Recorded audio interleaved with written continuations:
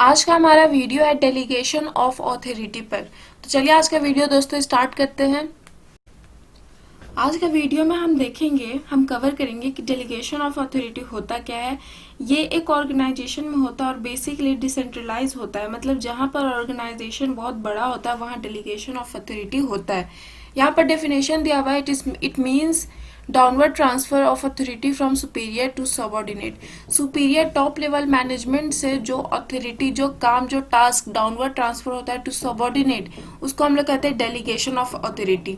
दूसरा डेफिनेशन है, it is an administrative process of getting things done by others bye giving them responsibility.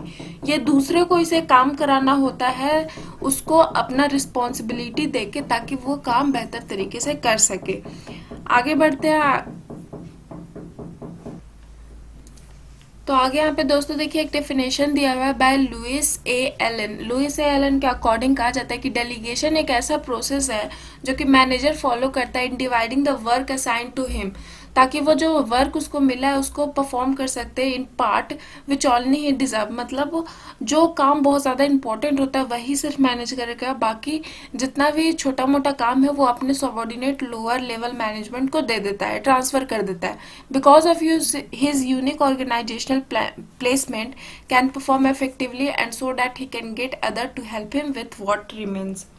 ठीक है, तो आगे जो मैनेजर में यूनिकनेस होता है उसका काम परफॉर्म करने के लिए, उस कारण से उसको जो काम मिलता है वो तो वो करता ही है, लेकिन उसमें जो एक्स्ट्रा काम होता है वो लोअर लेवल सबऑर्डिनेट को ट्रांसफर कर देता है ताकि वो बेहतर तरीके से कर सके और जो रिमेन काम है, जो बचा हुआ काम है, उसको भी वो कंप्लीट कर सके एंड टाइम।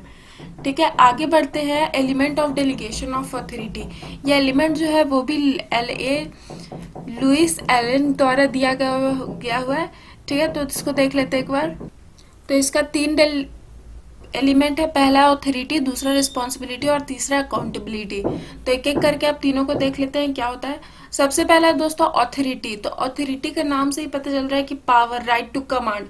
ठीक है, तो ऑथोरिटी का सबसे पहला पॉइंट कहता है कि it is a right to command. एक राइट होता है एक मैनेजमेंट का हाथ में कमांड करने का। टॉप लेवल मैनेजमेंट सबऑर्डिनेट को कमांड करता है कि ये काम तुमको इस टाइम पे कंप्लीट करना है। दूसरा, it can delegate and arise from personal position. ये जो होता है ऑथोरिटी, ये डेलीगेट हो सकता है, ये top level to lower level जा सकता है और ये पर्सनल पोजीशन से अराइज करता है। थर्ड पॉइंट है, it follows from downward from superior to subordinate. ये डाउनवर्ड फॉलो करता है सुपीरियर से सबऑर्डिनेट तक, top level to lower level. Second है दोस्तों रिस्पॉन्सिबिलिटी। रिस्पॉन्सिबिलिटी एक ऑब्लिगेशन होता है, it is obligation to perform an assign task. एक ऑब्लिगेशन होता है, एक लाइबिलिटी होता है ताकि एक काम, एक टास्क को परफॉर्म करने का। It can not be entirely delegated and arise from delegated authority. ये जो रिस्पॉन्सिबिलिटी है ये पूरा डेलीगेट नहीं हो सकता। रिस्पॉन्सिबिलिटी आधा टॉप लेवल मैनेजमेंट के ही हाथ में होता है, रिस्पॉन्सिबिलिटी टॉप लेवल मैनेजमेंट का ही होता है कि काम टाइम पे कंप्लीट क्यों नहीं हुआ है। जो उस टास्क को डेलीगेट किया उसी के पास उसका रिस्पॉन्सिबिलिटी होता है। Third, it follows from upward from subordinate to superior. ये जो रिस्पॉन्सिबिलिटी होता है ये सबऑर्डिनेट टू सुपीरियर फॉलो करता है। मतलब लोअर लेवल काम कंप्लीट कर दिया तो वो सब सुपीरियर को जाकर के बताएगा, तो ये अपवर्ड फॉलो करता है।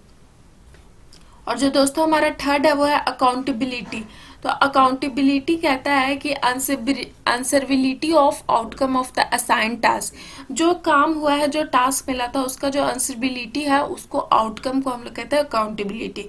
ये जो अकाउंटेबिलिटी होता है, it can not be delegated at all. Accountability कभी भी डेलीगेटेड नहीं होता है। जिसका टास्क होता है उसी को आंसर करना होता है, जो टॉप लेवल को। ठीक है, it arise from responsibility. Accountability responsibility से अराइज होता है। It flows from upward from subordinate to superior. ये अपवर्ड फॉलो करता है सबऑर्डिनेट टू सुपीरियर। सबऑर्डिनेट को टास्क मिला था, वो सुपीरियर को रिजल्ट देगा जाकर के। टास्क कंप्लीट नहीं हुआ रहेगा, इसमें सबऑर्डिनेट का कोई गलती नहीं है, सुपीरियर का ही पूरा फॉल्ट हो जाएगा। आगे बढ़ते हैं दोस्तों। आगे हमारा आ जाता है importance of delegation of authority. सबसे पहला है इफेक्टिव मैनेजमेंट।